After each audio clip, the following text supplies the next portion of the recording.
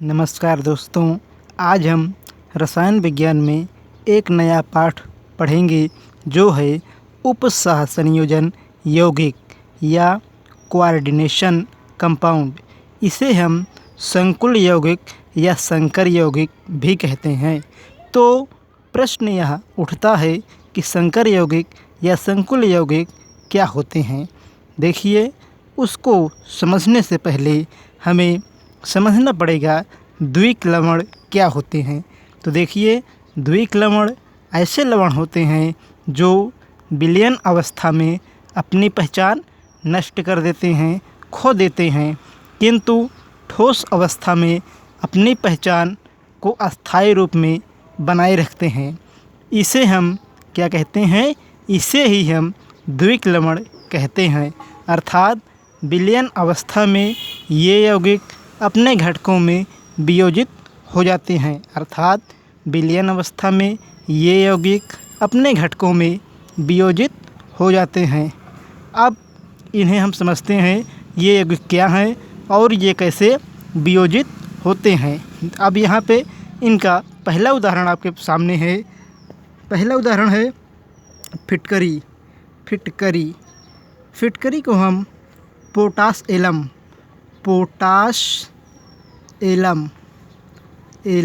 भी कहते हैं। साथ ही साथ जो इसका वैज्ञानिक नाम है वह है, क्या नाम है? पोटेशियम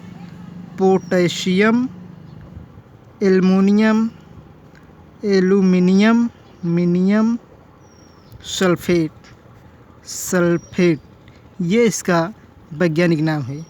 अब देखिए, इसको मतलब इसका जो सूत्र होगा K2SO4 Al2 SO4 whole thrice. अब क्या होगा? होल थ्राइस इंटू कितना होगा? 24 H2O। ये तो इसका सूत्र हुआ। अब इसे हम जब जल में घोलते हैं लिखेंगे जल में घोलने पर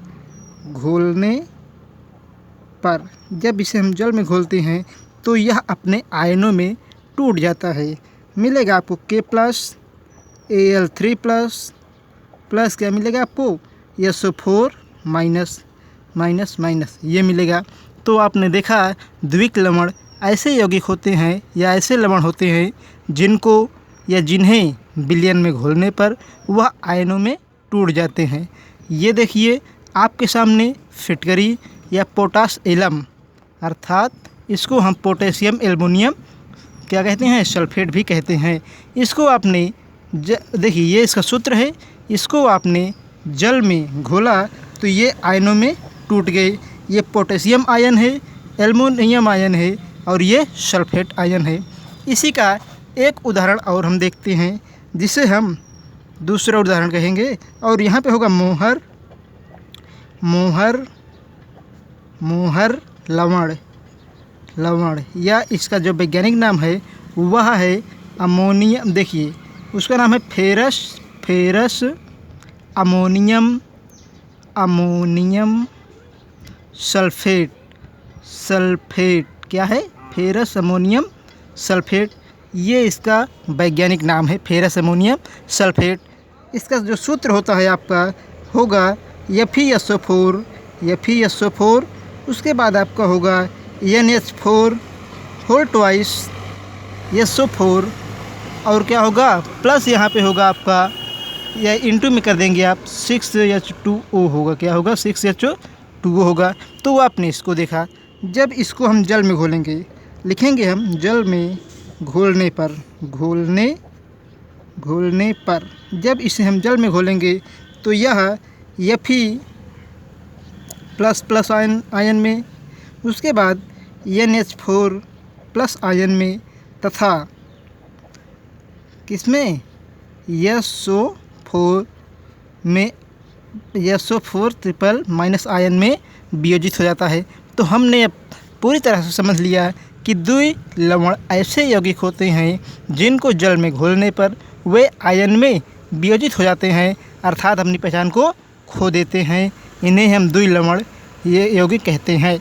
अब आइए हम समझते हैं कि संकर लवण या देखिए संकर लवण, लवण या क्या है आगे संकर लवण हो गया, अथवा हम कह सकते हैं उपसह संयोजन, संयोजन यौगिक। ये क्या होते हैं, अब इनको हम समझते हैं। देखिए, आप कहेंगे उपसह संयोजन यौगिक या संकर यौगिक या संकर लवण, जो भी आप कह सकते हैं। अब क्या कहेंगे आप, इनकी परिभाषा सुनिए। वे यौगिक जो विलयन अवस्था में, वे यौगिक जो विलयन अवस्था में अथवा ठोस अवस्था में अपनी पहचान बनाए रखते हैं, अर्थात वे अपनी पहचान नहीं खोते हैं, संकुल यौगिक कहलाते हैं। पुनः ध्यान दें, वे यौगिक जो विलयन अवस्था में और ठोस अवस्था में अपनी पहचान बनाए रखते हैं, अर्थात अपनी पहचान नहीं खोते हैं, उन्हें हम संकुल यौगिक, संकर यौगिक या उपसहसंयोजन यौगिक कहते हैं।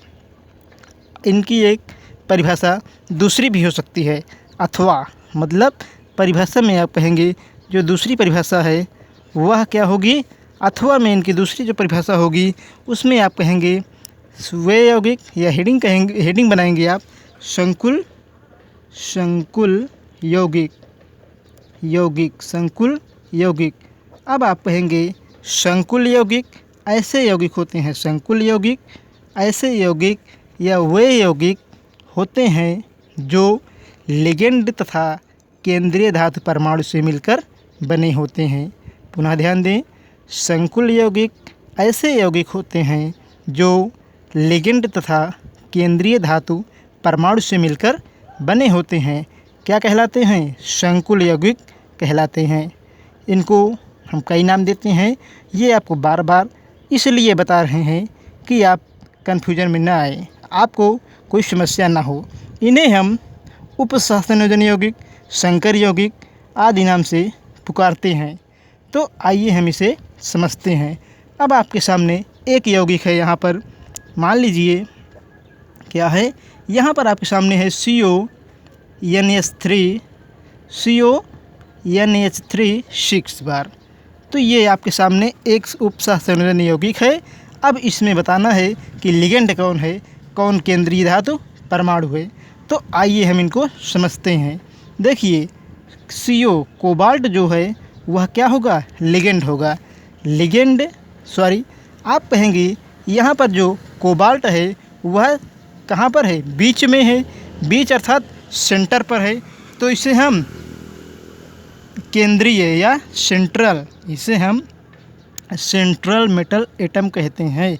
अर्थात CO कोऑर्डिनेशन, मतलब कोऑर्डिनेशन यौगिक में जो CO है उसे हम हिंदी में क्या कहेंगे, यहाँ पर CO को कहेंगे हम, ये क्या होते हैं। देखिए, जो आपका यहाँ पर कोबाल्ट है, कोबाल्ट केंद्रीय धातु परमाणु होगा। कोबाल्ट क्या होगा, केंद्रीय धातु परमाणु होगा। और यहाँ पर जुड़े क्या हैं आपके, NH3 जुड़े हैं। NH3 यहाँ पर भी होगा, NH3 यहाँ पर भी होगा, NH3 यहाँ पर होगा, NH3 यहाँ पर होगा और NH3 हमारा यहाँ पर होगा। ये 6 बार हो गए। तो देखिए क्या कहा गया है कि CO बीच में रहेगा, क्योंकि सेंट्रल मेटल एटम है, केंद्रीय धातु परमाणु CO है, इसलिए हमने बीच में रखा है।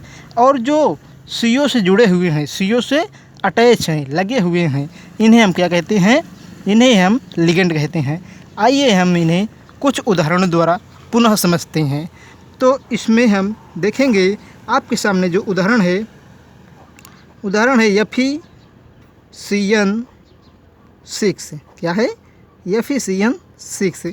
अब आपको इसमें बताना है कि लिगेंड कौन है और कौन केंद्रीय धातु परमाणु है। तो केंद्रीय धातु परमाणु नाम से ही स्पष्ट हो रहा है कि यह क्या होते हैं, धातु होते हैं।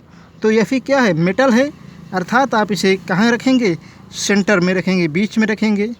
अब उसके बाद Cn कितनी बार है, 6 बार है। तो Fe से आप Cn को 6 बार अटैच कर दीजिए, जोड़ दीजिए। तो यहाँ Cn, यहाँ Cn और यहाँ Cn, यहाँ Cn, यहाँ Cn कर देंगे और यहाँ कर देंगे। और इसे हम क्या कहेंगे, यह एक कोऑर्डिनेशन कंपाउंड है, अर्थात उपसहसंयोजन यौगिक है। अब यहाँ पे CN क्या है, जितने भी CN हैं वे क्या है, लिगेंड हैं, लिगेंड है। क्यों लिगेंड हैं, क्योंकि ये Fe से लगे हुए हैं, क्योंकि ये Fe से लगे हुए हैं। तो CN यहाँ पर क्या है, लिगेंड है, और Fe क्या है, केंद्रीय धातु, केंद्रीय धातु परमाणु है, धातु परमाणु है, परमाणु है। और हम इन्हें उदाहरण द्वारा समझते हैं ताकि हमें कन्फ्यूजन न रहे, हम आसानी से बता सकें कौन लिगेंड है और कौन केंद्रीय धातु परमाणु है। एक उदाहरण आपके सामने दूसरा है, यहाँ पर है NiCO4, CO4।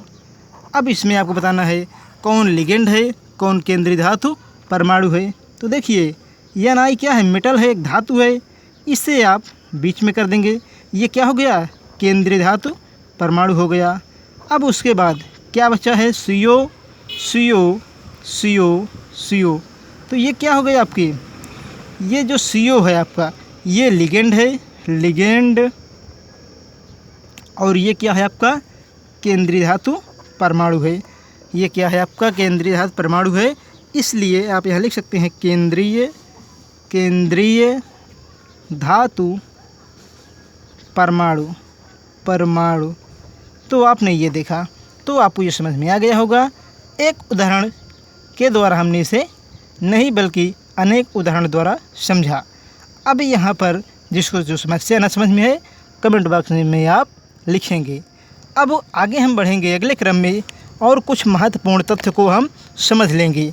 प्रश्न उठता है कि संकुल संख्या क्या है, या उपसह संयोजन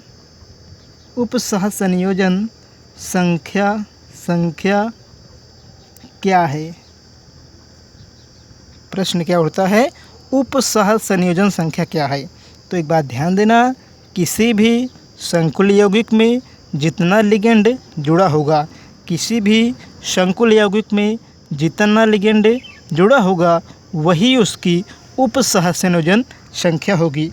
जैसे यहाँ पे हम मानते हैं एक उदाहरण के द्वारा, FeCN6, अर्थात आपने क्या देखा, इस संकुल यौगिक में Fe कितनी बार है, एक बार है, तो Fe से हमें कोई मतलब नहीं है। अब देखिए यहाँ पर जो CN है वो कितनी बार है आपका, CN हमारे पास कुल कितनी बार है, 6 बार है। इसलिए हमने परिभाषा में क्या बताया कि उपसह संयोजन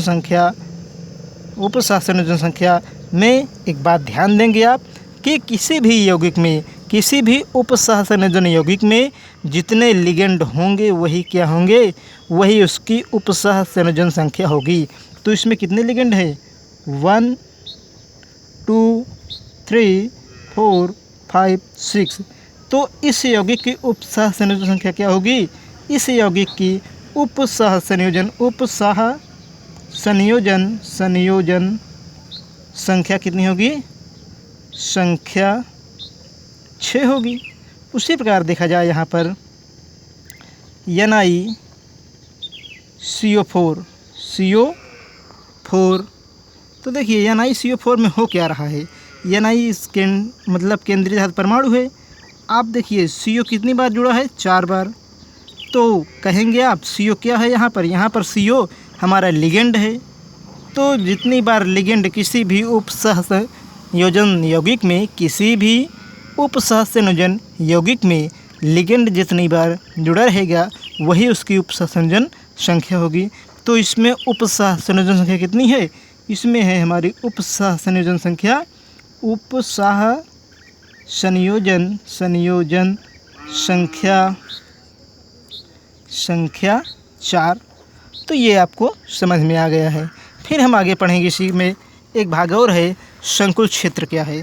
संकुल क्षेत्र, आप कहेंगे संकुल क्षेत्र या संकुल मंडल। आप कहेंगे किसी भी संकुल यौगिक को, उपसह संयोजन यौगिक को या संकर यौगिक को जब हम लिखते हैं तो लिखने के बाद उसे हम एक बड़े ब्रैकेट द्वारा बंद कर देते हैं। उसे हम एक बड़े ब्रैकेट द्वारा बंद कर देते हैं। इसे ही हम संकुल क्षेत्र कहते हैं। जैसे यहाँ पे हमने लिखा CN6 अब हमने इसे ब्रैकेट में बंद कर दिया। तो यहाँ से लेकर यहाँ तक का जो एरिया है, क्षेत्र है, यहाँ से लेकर यहाँ तक के बीच की जो एरिया है या क्षेत्र है, उसे हम संकुल क्षेत्र कहते हैं। उसके बाद यहाँ पे देखिए NiCO4 यहाँ पर यहाँ से लेकर यहाँ तक के बीच की जो जो क्षेत्र है, उसे हम क्या कहेंगे? संकुल क्षेत्र कहेंगे। उसी प्रकार हम एक उदाहरण और देखते हैं जिससे आपको समझ में आए। यहाँ पे आप लिखेंगे CO NH3 6 बार ब्रैकेट में बंद कर देंगे।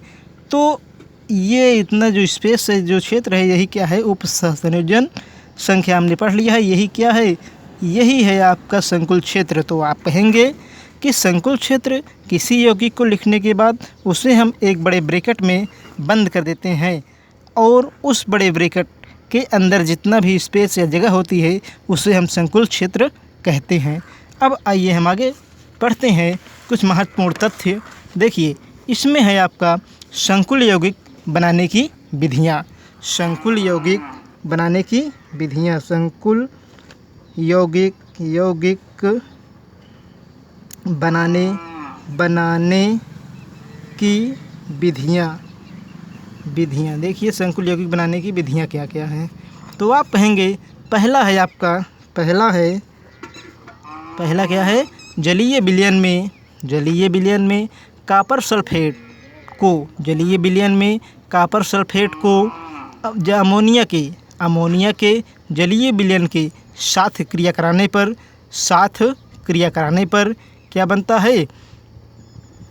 तब हमें संकर यौगिक प्राप्त होता है। जैसे यहाँ पे ध्यान से देखिए आप, CuSO4 + 4NH3 ये हो गया आपका। तो देखिए, ये क्या है? कॉपर सल्फेट है, ये जलीय विलयन है, और ये क्या है? अमोनिया है, ये भी जलीय विलयन है। जब आप क्रिया कराते हैं तो क्या बनेगा आपका? बनेगा CuNH3 4 टाइम, और क्या होगा? ये ब्रैकेट बंद हो जाएगा। फिर आप लिख देंगे SO4 यहाँ पे 4 है, SO4 ये आप लिख देंगे। तो क्या किया? कॉपर सल्फेट को अमोनिया के साथ आपने क्रिया कराया। क्रिया कराने के बाद क्या हुआ? आपको प्राप्त हो गया, ये संकर यौगिक प्राप्त हो गया। संकर यौगिक ये प्राप्त हो गया। उसके बाद फिर आगे हम देखें कि अगला क्या है? अगला है आपका AgCN सिल्वर साइनाइड + 2KCN। जब इससे आप क्रिया कराएंगे तो बनेगा K, और उसके बाद बनेगा आपका AgCN ट्वाइस, ये बन जाएगा। देखिए, इसका जो ये उपसहसंयोजन यौगिक बना है, इसका नाम होगा टेट्राएमीन कॉपर। टेट्रा मतलब 4 बार है, NH3 एमीन है। देखिए, 4 बार है NH3, तो tetraammine copper. Third ion sulphate. उसी प्रकार ये जो बना है, इसका नाम होगा पोटेशियम।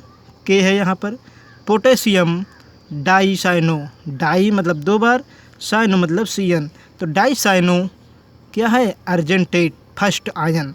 अर्जेंटेट, Ag मतलब अर्जेंटेट, तो पोटेशियम डाइसाइनो अर्जेंटेट फर्स्ट आयन, ये आप कहेंगे। तो हमने इतना देखा। अब आज के भाग में हमने देखा कि संकुल यौगिक क्या होता है, साथ ही साथ द्विक लवण को पढ़ा। द्विक लवण को जल में घोलने के बाद हमने देखा कि यह आयन में कैसे वियोजित होता है। उसके बाद हमने पढ़ा कि संकुल यौगिक क्या होते हैं, संकुल यौगिक की नई परिभाषा पढ़ा। साथ ही साथ हमने संकुल क्षेत्र को पढ़ा, उपसहसंयोजन संख्या को पढ़ा।